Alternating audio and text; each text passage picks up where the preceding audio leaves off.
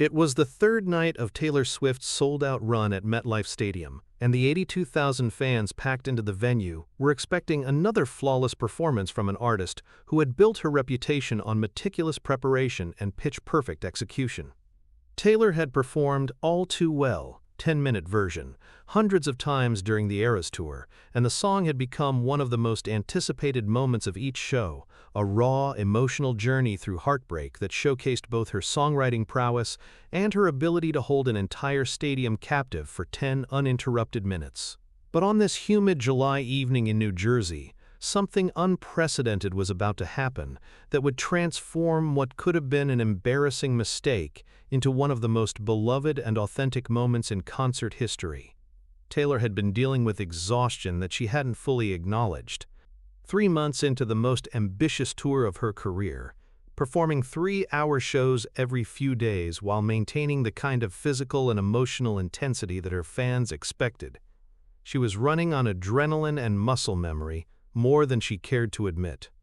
Her team had suggested scaling back some of the more demanding performances, but Taylor had resisted, not wanting to disappoint the fans who had waited years to see these songs performed live. The show had been proceeding beautifully through the first 2 hours. Taylor had delivered powerful performances of songs spanning her entire catalog, each transition smooth and professional, every interaction with the crowd perfectly timed and genuinely warm. The audience was completely engaged, singing along with the energy and devotion that had made her fanbase legendary in the music industry.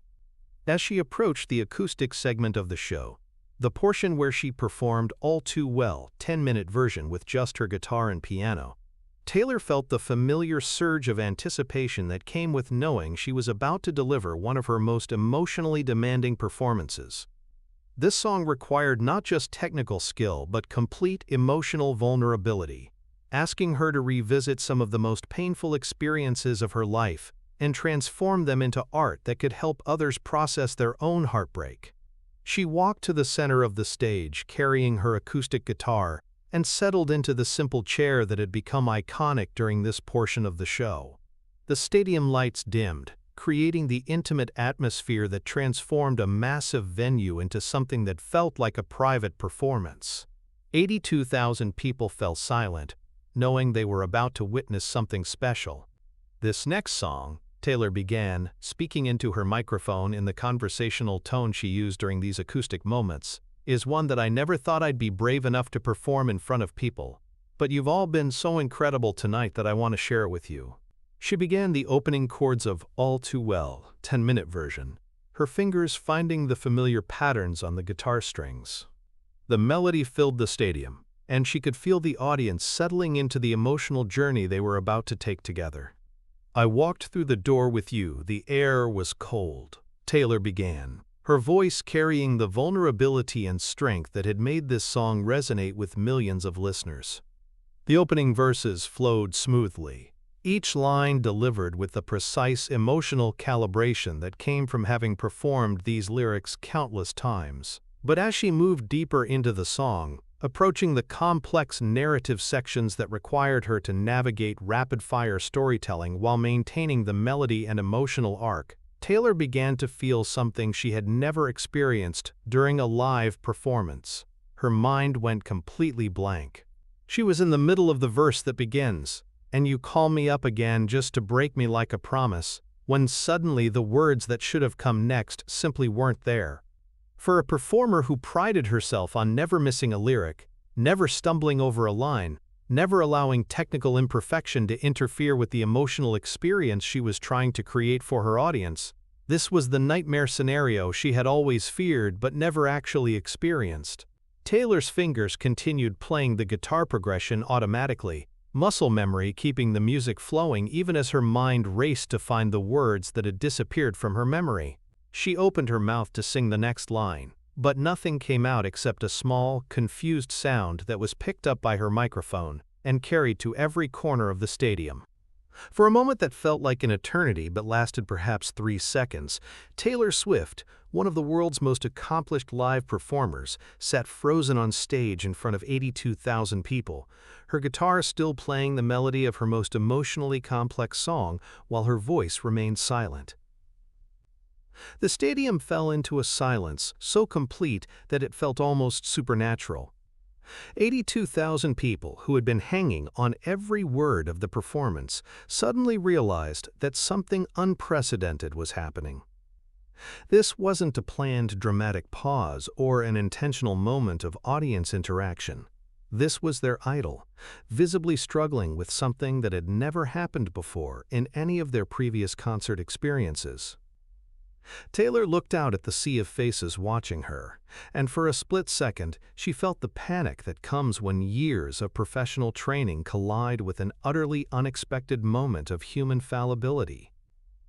She could feel her heart racing, could sense the collective tension of thousands of people waiting to see how she would handle this unprecedented situation.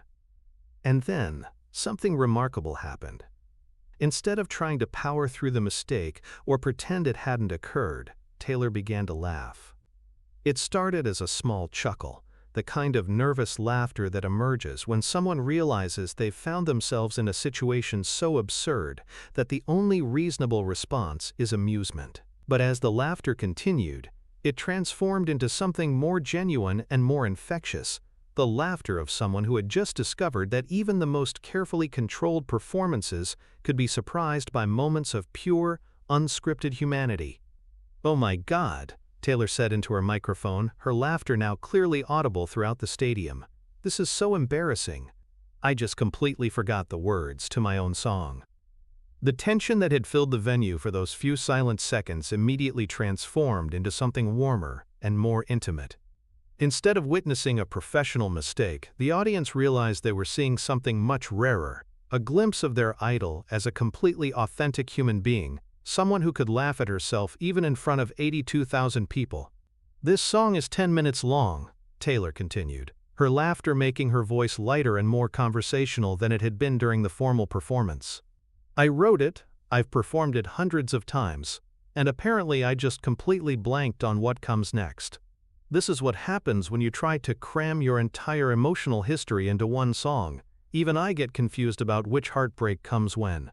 The stadium began to respond with laughter and supportive cheers, but what happened next transformed the entire dynamic of the evening. From somewhere in the crowd, a voice called out the next line of the song, "So casually cruel in the name of being honest." Taylor's head snapped toward the direction of the voice, her face lighting up with genuine delight. "Yes, thank you, that's exactly right." She pointed toward the section where the voice had come from, even though she couldn't identify the specific person who had helped her. "You know what?" Taylor said, adjusting her position in the chair and repositioning her guitar. "This song means so much to all of us, and clearly you know it better than I do right now. How about we do this together?" What followed was unlike anything anyone in that stadium had ever experienced at a concert. Taylor began the song again from the beginning, but this time, instead of trying to deliver a perfect solo performance, she created space for the audience to participate in ways that transformed All Too Well, 10-minute version, from a carefully crafted artistic statement into a collective emotional experience. When she reached the section where she had previously forgotten the lyrics, Taylor paused and looked out at the audience expectantly. Without prompting, thousands of voices filled the stadium with the words she had momentarily lost. "So casually cruel in the name of being honest." The sound was overwhelming, not the typical sing-along where fans join in with choruses they know, but a moment where the audience had become co-performers, helping their idol navigate through a song that had clearly become as meaningful to them as it was to her. "This is incredible," Taylor said, her voice thick with emotion as she continued playing. "You're literally singing my life back to me right now." As the song continued, an organic collaboration developed between Taylor and her audience. She would sing the verses with her characteristic emotional depth and technical skill, but whenever she reached a section that was particularly complex or emotionally challenging, she would pause and allow the audience to support her with their voices. Sometimes she would forget lyrics intentionally, just to hear 82,000 people sing her words back to her. Other times she would modify the lyrics spontaneously, adding commentary about the experience they were sharing together. "And I'd fall to pieces on the floor with you," Taylor sang, but then paused to add, "Except tonight I'm falling to pieces with all of you, and somehow that makes it beautiful instead of broken. The performance that had begun as a potential embarrassment had evolved into something far more powerful than any technically perfect rendition could have been. Instead of watching a flawless artist deliver a polished performance, the audience was participating in a moment of genuine vulnerability and connection that demonstrated the true purpose of live music, not to showcase perfection, but to create shared emotional experiences that couldn't be replicated in any other context. By the time they reached the climactic final sections of the song, the entire stadium was singing together with an intensity and emotional investment that surprised even the most experienced concertgoers. The lyrics, "And it was rare, I was there, I remember it all too well," were sung by 82,000 voices with a unity and power that created something approaching a religious experience. When the song finally ended, the silence that followed was different from the confused quiet that had greeted Taylor's initial mistake. This was the silence of people who had just shared something profound and were taking a moment to process what they had experienced together. Then the applause began, not the typical appreciation for a well-executed performance, but the kind of sustained emotional response that comes when people recognize they have witnessed something unrepeatable and special. The standing ovation lasted for nearly 5 minutes, with fans crying, laughing, and expressing gratitude for having been part of something that had transformed from a concert moment into a shared life experience. "You know what I learned tonight?" Taylor said when the applause finally subsided enough for her to speak. "I learned that forgetting the words to your own song isn't the worst thing that can happen to you. The worst thing would be singing alone when you could be singing with 82,000 people who know your heart as well as you do." She stood up from her chair and addressed the audience with the kind of direct emotional honesty that had characterized the entire unexpected experience. "I spend so much time trying to be perfect for you," Taylor continued, "trying to make sure every show is flawless, every performance is exactly what you deserve. But maybe what you actually deserve is the real me, the person who sometimes forgets her own lyrics, who gets overwhelmed by her own emotions, who needs help from her friends to remember her own story." The audience responded with another wave of supportive cheers, but Taylor wasn't finished with her reflection on what had just occurred. "This song is about heartbreak, about feeling like you're going through the worst experience of your life completely alone," she said. "But tonight you reminded me that we don't have to go through anything alone. When I couldn't remember my own words, you remembered them for me. When I couldn't carry the song by myself, you helped me carry it. That's not just beautiful music, that's beautiful humanity." The video of Taylor's forgotten lyrics and the audience's response went viral within hours, but not for the reasons that concert mistake videos typically gain attention. Instead of mockery or criticism, the clip was shared as an example of authentic artistry and genuine connection between performer and audience. Music critics who had seen thousands of concerts wrote about it as one of the most moving live music experiences they had ever witnessed. "Last night Taylor Swift forgot the words to All Too Well, and it was the most perfect imperfection I've ever seen," wrote Rolling Stone's concert reviewer. What could have been an embarrassing mistake became a masterclass in vulnerability, community, and the true purpose of live music. When Swift invited her audience to help her remember her own lyrics, she created something more valuable than technical perfection. She created authentic human connection. The incident also sparked broader conversations about the pressure on performers to maintain impossible standards of perfection, and the ways that mistakes and vulnerability could actually create more meaningful artistic experiences than flawless execution. "Taylor Swift showed us something important last night," wrote a music blogger whose review was shared thousands of times. "She showed us that admitting you need help doesn't make you weak, it makes you human." And when 82,000 people helped her sing her own song, they proved that the best art isn't created by perfect individuals, but by imperfect people supporting each other. For Taylor herself, the experience became a turning point in how she approached live performance and her relationship with her audience. In subsequent concerts, she began incorporating more spontaneous moments, more direct emotional honesty, and more opportunities for genuine collaboration with her fans. "That night in New Jersey changed how I think about performing," Taylor said in a later interview about the incident. "I realize that my fans don't need me to be perfect. They need me to be real. And when I'm real with them, they're real with me. And together we can create something more beautiful than either of us could create alone." The MetLife Stadium performance became legendary, not for its technical excellence, but for its demonstration that the most powerful live music experiences happen when artists are willing to be vulnerable, and audiences are willing to participate in that vulnerability with support and love rather than judgment. 6 months later, Taylor released a live version of All Too Well, 10-minute version, recorded during that New Jersey show, featuring the audience participation that had emerged from her forgotten lyrics. The recording became one of the most beloved tracks in her catalog, not despite its imperfections, but because of them. And at every subsequent concert, when Taylor performed All Too Well, she would pause during the section where she had originally forgotten the lyrics and smile at her audience. Sometimes she would say, "You know what comes next, right?" and allow them to sing the line that had started their memorable collaboration.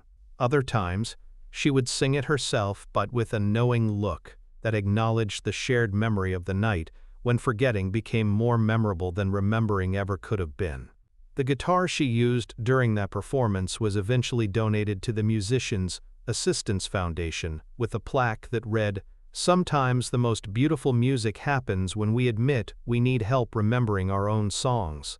But perhaps the most lasting impact of that evening was the reminder it provided to artists and audiences everywhere that perfection is overrated, vulnerability is valuable, and the best performances often emerge not from flawless execution, but from genuine human moments that create lasting connections between people who choose to support each other through both triumph and uncertainty. Years later, fans who were at that MetLife Stadium show would describe it as the concert experience that changed their understanding of what live music could be. Not a perfect reproduction of recorded songs, but a collaborative creation between artist and audience that could only exist in that moment, with those people, in that shared space where mistakes became magic and forgetting became a form of remembering that was more powerful than perfection ever could have been. Sometimes the most beautiful moments happen not when everything goes according to plan, but when plans fall apart and reveal something more authentic underneath.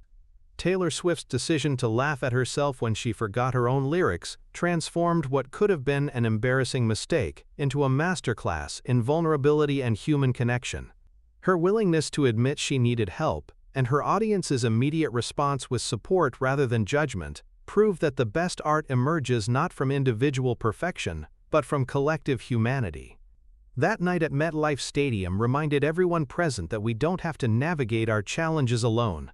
Sometimes the most powerful thing we can do is admit we've forgotten our own words and allow the people who care about us to help us remember who we are.